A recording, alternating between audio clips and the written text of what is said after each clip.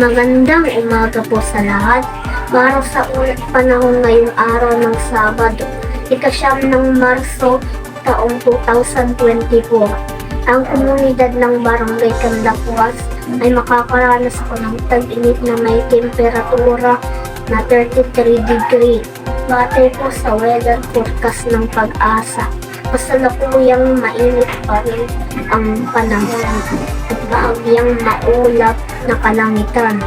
At ayon pa nito, ito po ay magtutuloy-tuloy pa rin po hanggang sa susunod na buwan.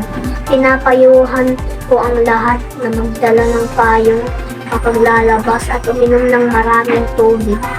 Ito po si Macnibor A. Ayupan mula sa ulat panahon ng Barangay Canlapuas.